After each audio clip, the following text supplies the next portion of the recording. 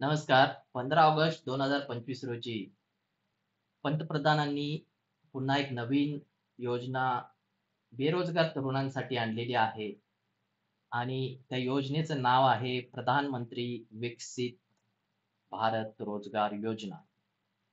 आता ह्या योजनेचं नाव ऐकल्यानंतर किंवा भाषण ऐकल्यानंतर बऱ्याच जणांना हे वाटलं असेल, की पुढच्या 2 वर्षांमध्ये जवळ-जवळ 3.5 करोड लोकांना, 3.5 करोड युवकांना जॉब मिळणार आहे.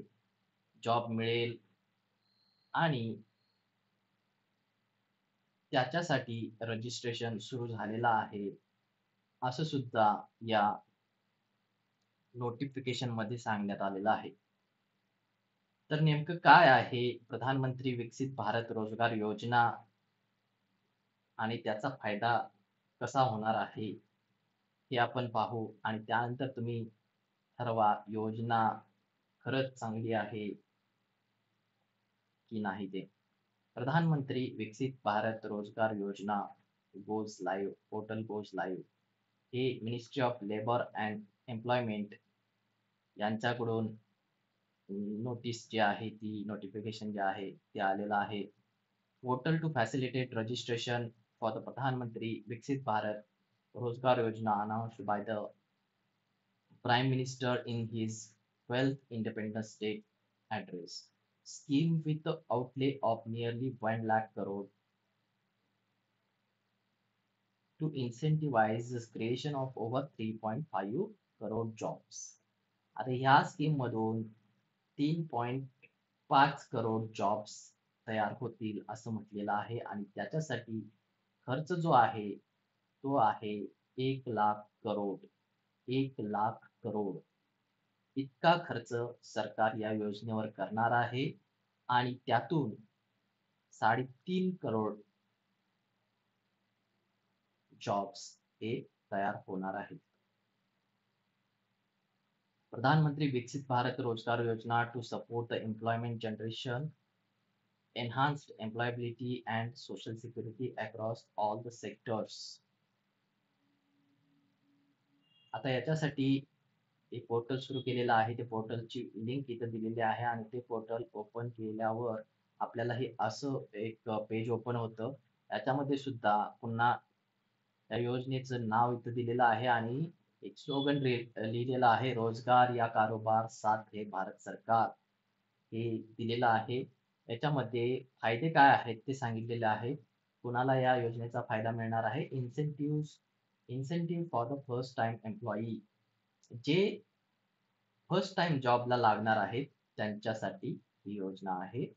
If you are entering the formal workforce and newly registered with EPFO, the government of India will support you with the direct incentive of up to 15,000 paid in 2 parts. हे 15,000 मिळणार आहेत आपल्याला जर तुम्ही फर्स्ट टाइम जॉबला लागला तर. आता त्याच्यासाठी कंडिशन्स बघा काय आहेत. आणि हे 15,000 हे 2 पार्ट्स मध्ये मिळणार आहेत. म्हणजे असं नाही की तुम्हाला लागल्या लागल्या 15,000 दिले जातील. त्याच्यासाठी तुम्हाला तुम्ही जॉईनिंग होणं गरजेचं आहे 1/8/2025 पासून ते 31/7/2025 ह्यामध्ये तुमचं एखाद्या ठिकाणी जॉईनिंग झालं पाहिजे. आता कोणत्या ठिकाणी जॉईनिंग, कोणती कंपनी हे तुम्हाला ह्या योजनेमधून रिक्रुटमेंट करून घेईल किंवा तुम्हाला सिलेक्ट करेल हे अजून डिसाईड झालेलं नाही. पण 1 तारखेपासून ही योजना चालू झालेली आहे. 1 ऑगस्ट पासून ही योजना चालू झालेली आहे. म्हणजेच ज्या योजनेमध्ये समजा 1 ऑगस्टला तुमचं सिलेक्शन एखाद्या कंपनीत झालं आणि त्या कंपनीने या योजनेमध्ये रजिस्ट्रेशन केलेलं असेल तर तुम्हाला या योजनेचा लाभ घेता येणार आहे.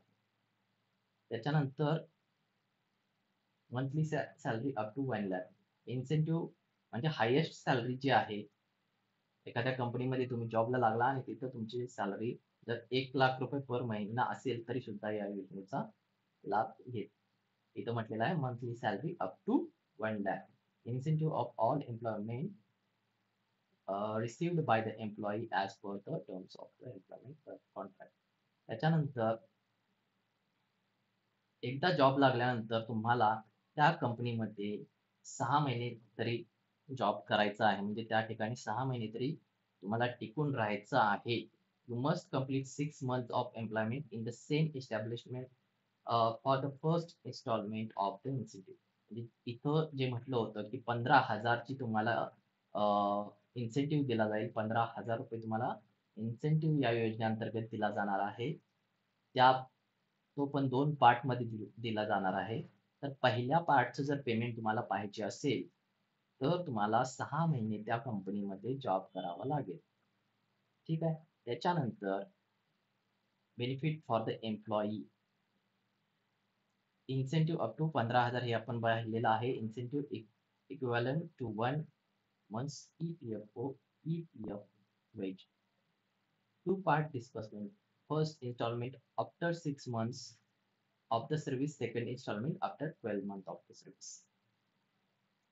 जी आता जसं सांगितलं की 6 महिने तुम्ही त्या ठिकाणी काम केल्यानंतर तुम्हाला फर्स्ट इन्स्टॉलमेंट मिळणार आहे आणि दुसरी इन्स्टॉलमेंट जी आहे ती 12 महिने काम कंप्लीट झाल्यानंतर मिळणार आहे.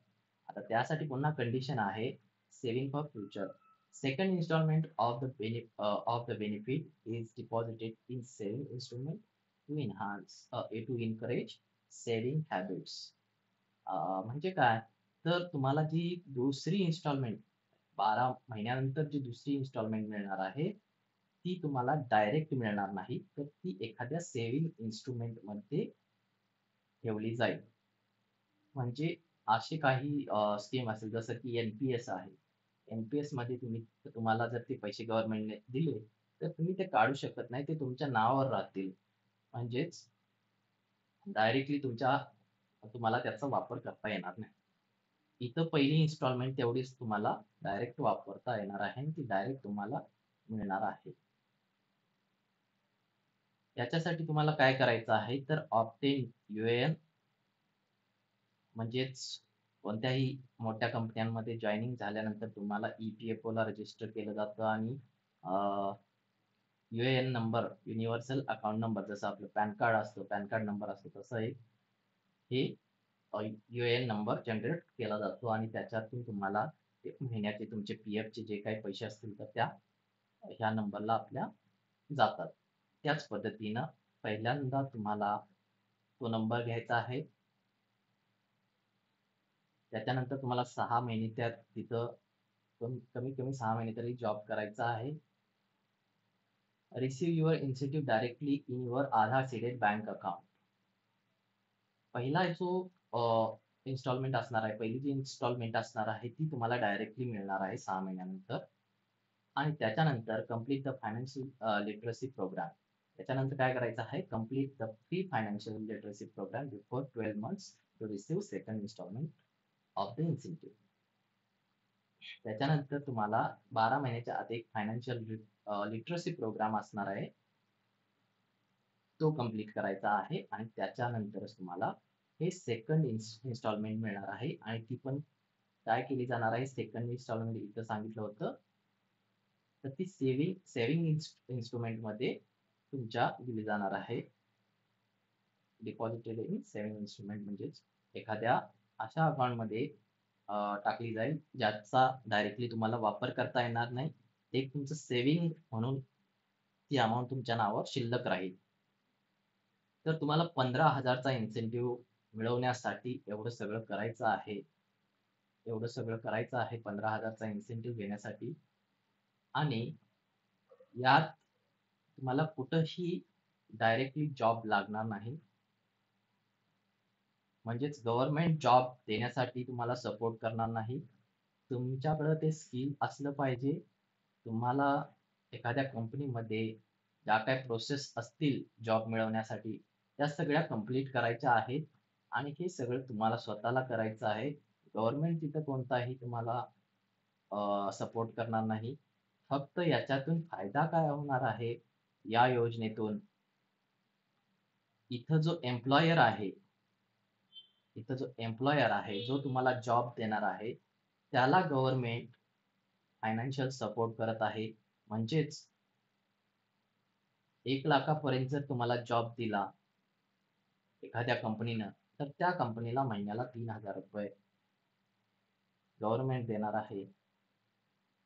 तर ही स्कीम आहे. याच्या आशेवर म्हणजे ते महिन्याला 3,000 जर मिळणार असतील, तर याच्या आशेवर तुम्हाला अ, ती कंपनी या योजनेमधून सिलेक्ट करून घेईल आणि मग तुम्हाला या 15,000 चा लाभ मिळेल. हे अशी सगळी प्रोसेस आहे.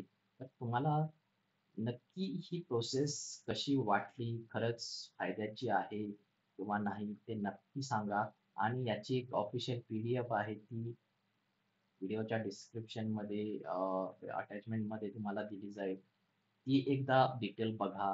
खरंच तुम्हाला काय करावं लागेल तुम्हाला काय करावं लागेल या योजनेचा लाभ घेण्यासाठी ते बघा आणि खरंच लाभ मिळतो का? ते नक्की सांगा.